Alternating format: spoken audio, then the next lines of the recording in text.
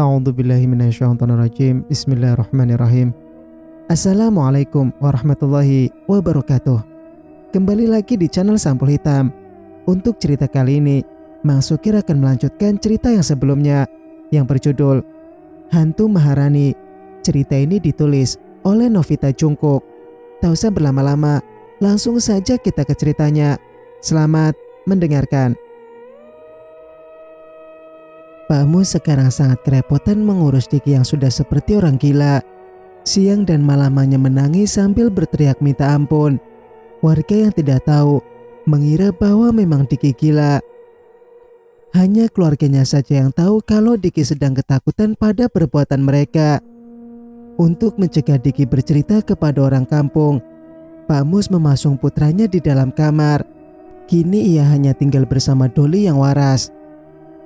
Dennis menghilang usai mereka mencoba melakukan pembunuhan pada bocah lelaki itu. Pak Mus sebenarnya masih mencari kemana jejak Dennis pergi, namun hanya menemukan jalan buntu saja. Pihak rumah sakit mengatakan bahwa Dennis dijemput oleh pihak keluarga.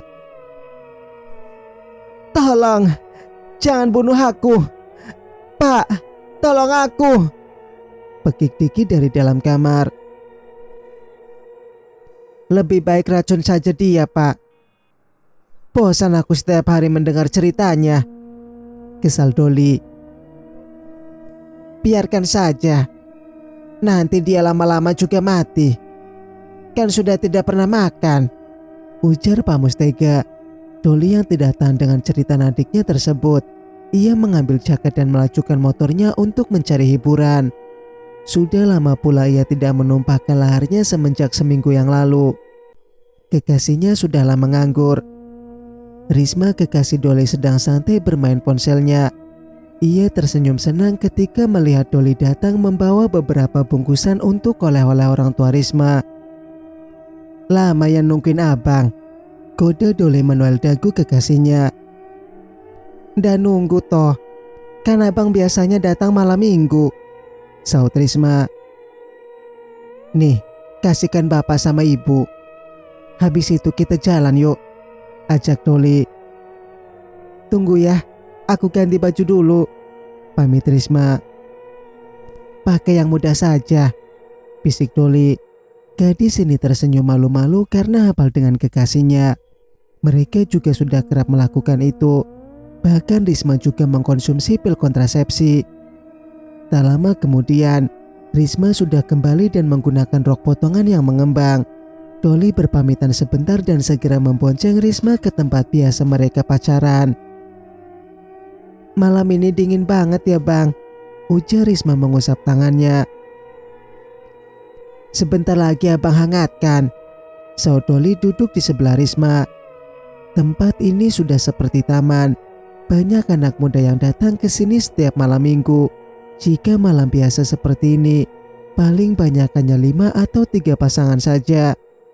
Mereka yang datang di saat malam seperti ini sudah pasti memiliki jiwa mesum, akan menghabiskan malam sambil bertukar keringat tanpa mengeluarkan biaya sewa losmen.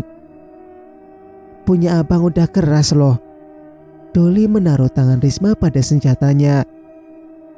"Ih abang, mesum banget sih." Risma masih malu-malu anjing. "Ayolah yang." Risma cekatan membuka resleting celana milik kekasihnya, mengambil senjata yang sudah mengeras sejak tadi. Tanpa jijik, Risma memasukkannya ke dalam mulut. Doli menikmati sensasi yang sangat nikmat. Tangan Doli memegang kepala Risma agar memasukkannya lebih dalam.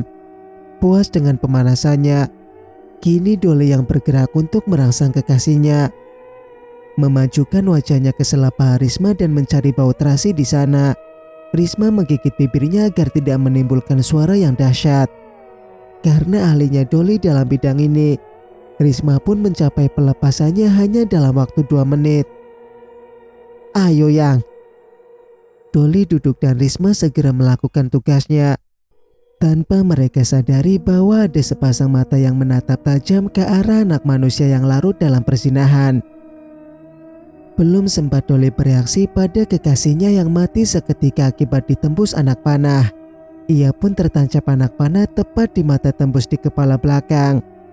Mereka mati seketika, namun orang ini tampaknya masih belum puas. Satu kali lagi busur panah melesat mengarah di kemaluan Doli yang masih bersatu dengan Risma. Seringai puas keluar dari orang yang bercadar hitam ini. Setelah itu ia berkelebat pergi meninggalkan tempat ini. Biar besok pagi akan menjadi kehebohan besar karena ada penemuan mayat yang tragis ini. Singkat cerita, di tempat lain, Abah mencari Nay yang masih belum kembali pada raganya. Suasana di alam astral sangat suram karena pengaruh dari orang sakti ini. Suara jeritan ataupun suara lainnya juga tidak terdengar. Di mana Nay, Bah? Lukas ternyata juga ikut ke sini. Abah juga sedang mencarinya. Ayo kita datangi rumah juragan saja, usul Abah. Mereka berdua mendatangi rumah juragan yang tampak sangat megah. Suasananya juga sangat sunyi. Tak ada sedikit pun suara. Itu Nay, Bah. Lukas menunjuk Nay yang sudah disiksa oleh juragan. Akhirnya Abah juga melihat juragan yang sedang menyiksa Nay. Lukas maju lebih dulu untuk menghentikan kelakuan juragan biadab ini. Abah menyalurkan tenaganya dari kejauhan karena ia tidak mau juragan tahu bahwa ia sudah mengetahui belang orang tersebut. Abah ingin juragan menganggapnya sebagai teman. Dengan begitu, ia bisa lebih dekat pada juragan Adi. Lepaskan dia! Lukas mendorong juragan dan berusaha menolong Nay yang kesakitan. Kondisinya sudah babak belur dihajar oleh juragan Adi. Darah juga meleleh dari lukanya. Siapa kau anak muda? Berani sekali mencampuri urusanku, geram juragan. Aku hamba Allah, bukan budak setan sepertimu, jawab Lukas dengan beraninya. Tertawa terbahak-bahak juragan mendengar jawaban Lukas yang membanggakan Tuhannya. Mata juragan merah seperti mata iblis. Baguslah kau datang. Aku memang butuh wadah untuk sukmaku, seringai juragan.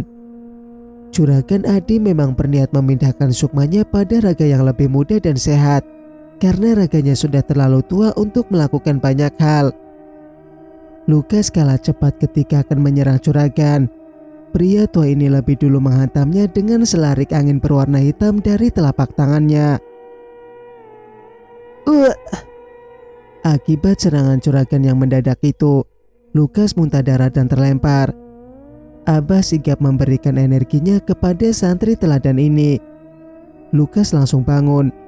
Juragan mendelik karena tidak menyangka bahwa lawannya cukup tangguh. Aku semakin tertarik padamu anak muda.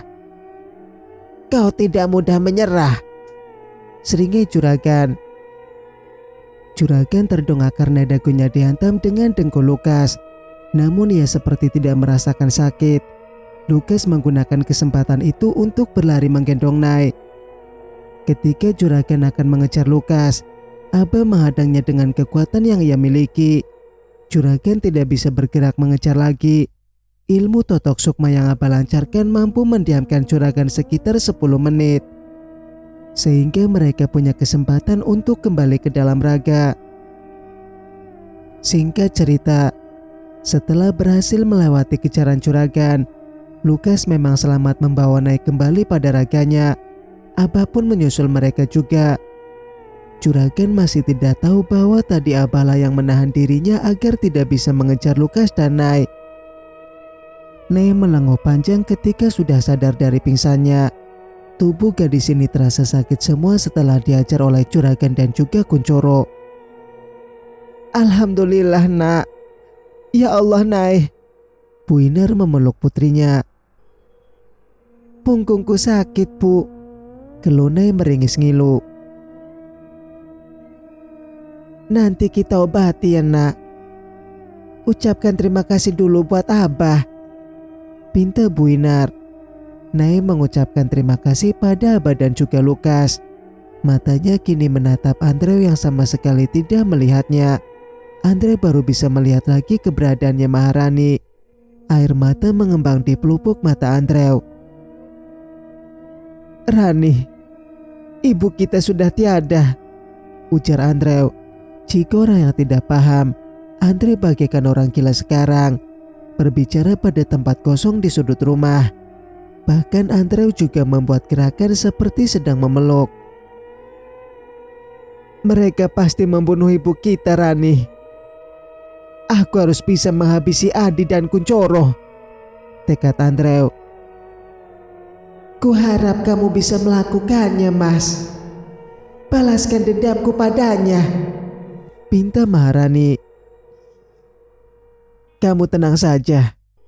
Mas pasti menghabisi dua orang itu," geram Andrew.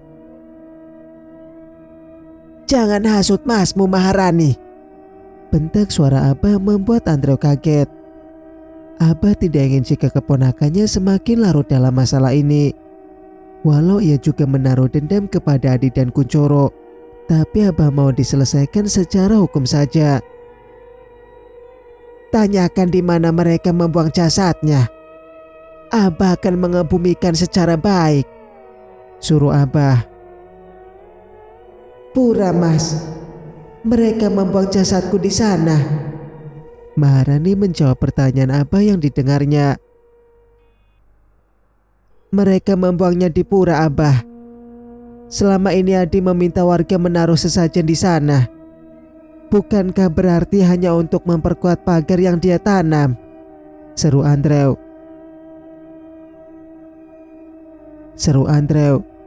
Nay mengeluarkan bungkusan yang Maharani maksudkan. Lukas menatap heran pada bungkusan yang gadis ini bawa. "Inikah pagar yang dimaksudkan? Aku sudah mengambilnya." Nay menunjukkan bungkusan. Abah menerima bungkusan yang menimbulkan aroma tak sedap. Betapa kagetnya mereka setelah melihat isi dalam bungkusan. Seperti tulang manusia yang diberi bunga dan juga kertas mantra. "Kau sungguh menjauhi Tuhan ternyata. Namun kau pandai berpura-pura taat," Abah berkata lirih karena merasa tertipu dengan muslihatnya juragan. Siapa yang tidak tertipu pada kebaikan juragan padi itu? Dia mendirikan masjid tanpa bantuan biaya dari siapapun. Juragan juga sering memberi sumbangan di padepokan Abah. Bahkan ia menjanjikan akan membangun pesantren yang bagus. Namun semua itu ternyata hanya kedok belaka. Ia menyimpan sifat buruk yang sangat nista. Mereka semua sudah tertipu pada kebaikan palsu pria jahanam. "Aku ingin tenang, Mas. Temukan jasadku dan tolong kuburkan," pinta Maharani. "Jika sudah dikubur, apakah kau masih bisa datang pada Mas, Dek?" Andrew ternyata takut kehilangan adiknya lagi. "Aku akan datang dalam mimpimu," jawab Maharani. "Lalu bagaimana dengan mereka?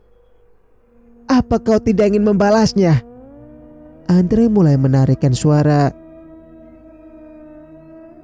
"Tidak kuat aku, Mas, merasakan sakit setiap saat.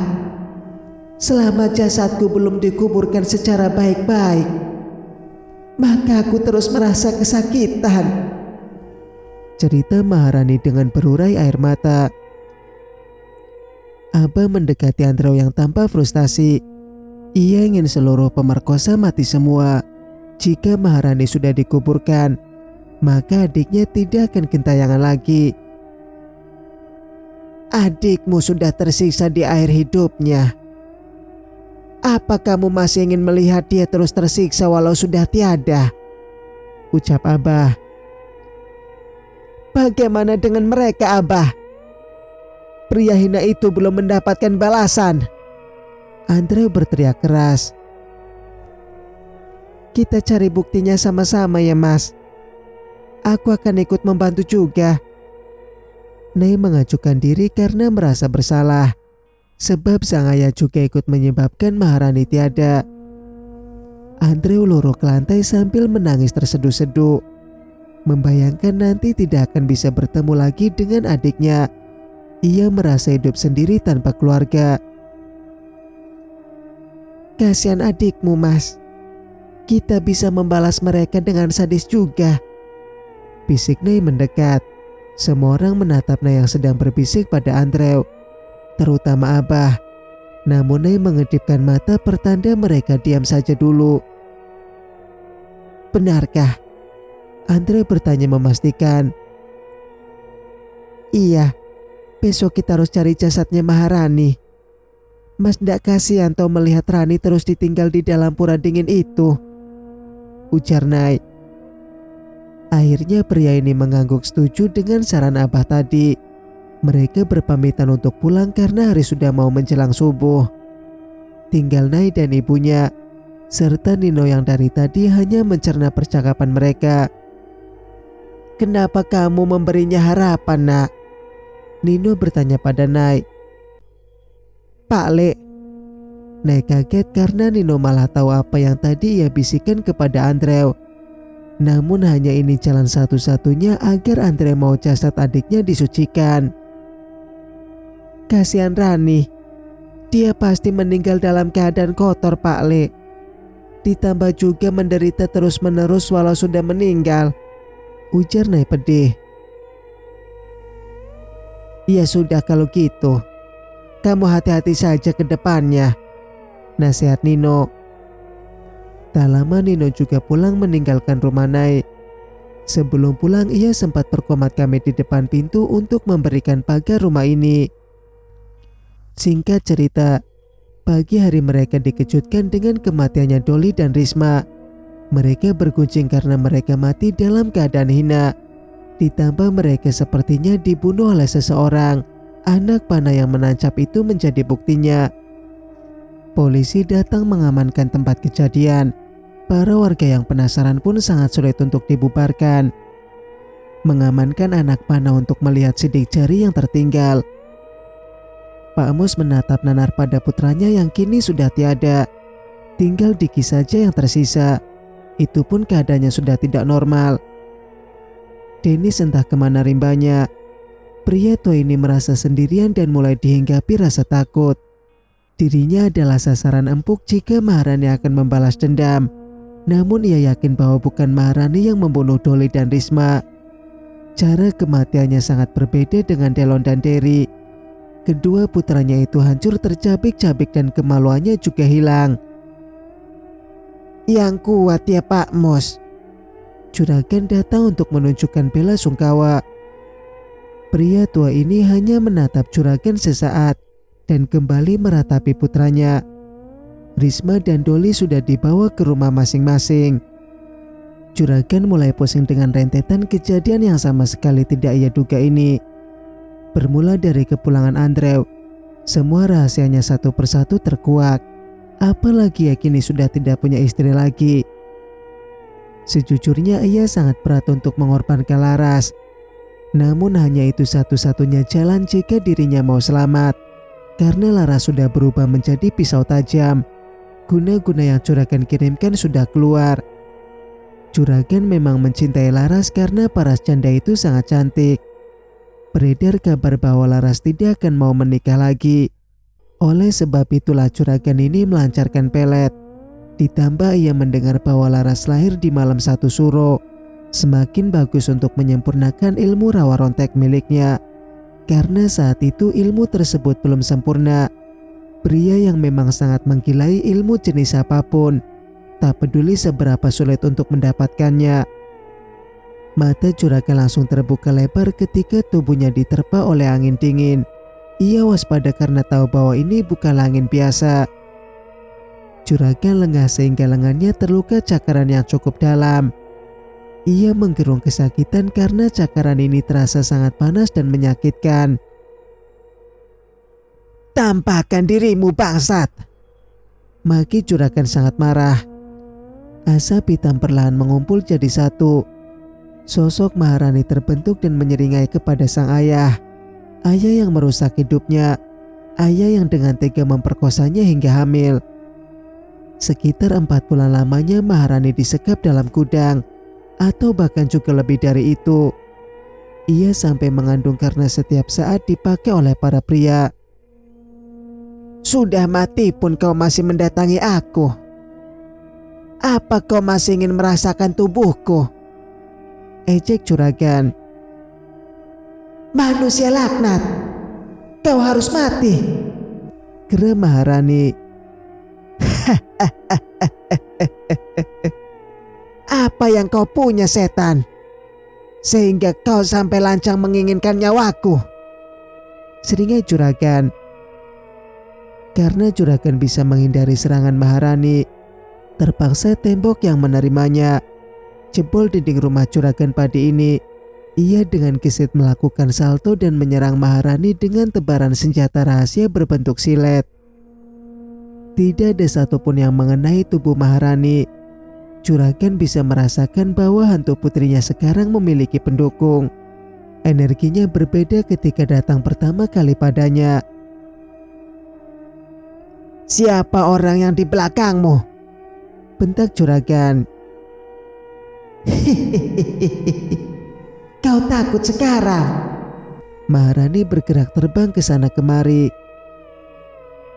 Berapapun orang yang mengisi kekuatanmu, aku akan bisa menguasaimu.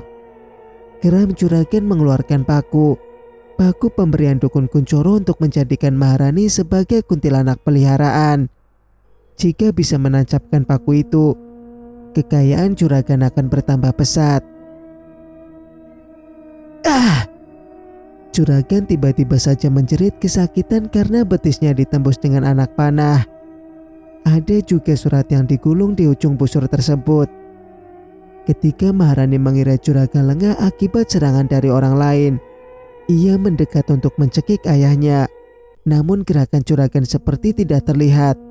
Kepala Maharani menggelinding akibat disentak oleh juragan.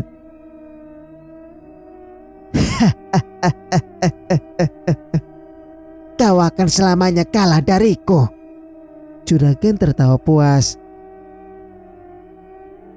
Aku tidak akan kalah, Adi. Kau harus mati, geram sebuah suara. Juragan kaget karena itu bukan suara Maharani. Hantu Maharani juga sudah lenyap tanpa bekas. Hanya cakarannya saja yang masih terasa menyakitkan pada lengannya. Juragan mencabut busur yang menembus betisnya. Brengsek.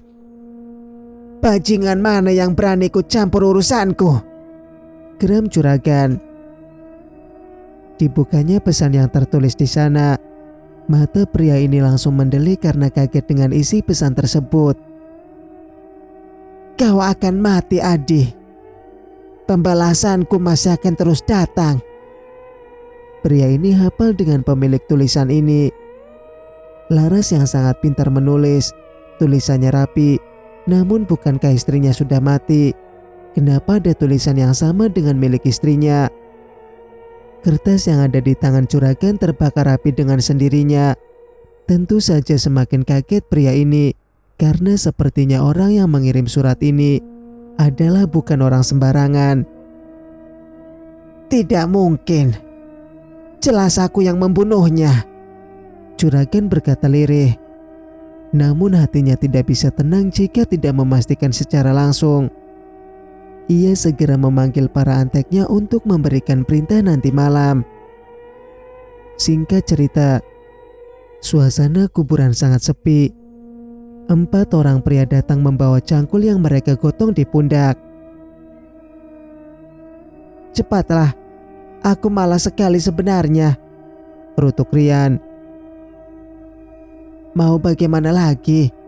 Sudah resiko kita kerja sama juragan, bisik Neo yang memang patuh. Sebenarnya mereka adalah orang baru. Mereka tidak tahu kejadian tragis 1 tahun silam. Para antek lama sudah ada yang meninggal. Ada 2 di antara mereka. Dari ujung kaki, Di. Juragan memberi perintah kepada Darmadi. Darmadi adalah pria yang tidak bisa bicara, namun ia bisa mendengar. Kesetiaannya tidak diragukan lagi.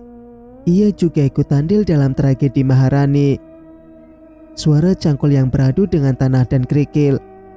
Mereka menggali makam milik Laras Ayuning Tias. karena juragan curiga itu bukanlah tubuh istrinya. Walau sebenarnya ia tidak yakin dengan prasangkanya sekarang.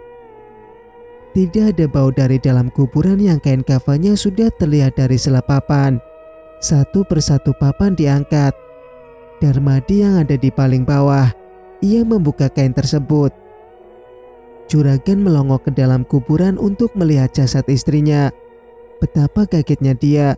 Tidak ada jasad Laras yang terbujur. Hanya ada gedebok pisang. "Kurang ajar. Kemana perginya bajingan ini?" teriak juragan sangat marah. "Aku sudah mengingatkanmu, bukan? Dia wanita pilihan." Dukun Kuncoro membuka suara. "Bagaimana bisa dia menipuku, Mbah? Apa memang dia yang kukubur? Lalu dia bangkit?" Perang juragan. "Tidak. Dia tidak pernah masuk kuburan. Kau ditipu sejak awal." Dukun Kuncoro menjawab sambil menatap gedebok tersebut. Darmadi dan yang lain segera menimbun kuburan itu lagi. Mereka tidak mau ada warga yang curiga. Ini saja sengaja memilih tengah malam agar para warga tidak ada yang melihat. Juragan masih menjaga reputasinya dari orang-orang, terlebih orang padepokan. Ia tidak mau jika Abah sampai tahu belangnya, dan juragan masih mengira bahwa pria tua itu sampai saat ini tidak tahu. "Cari sampai dapat di mana Laras bersembunyi," titah juragan. "Dia tidak jauh. Hanya saja aku tidak bisa menemukan tempat pastinya," ujar Dukun Kuncoro.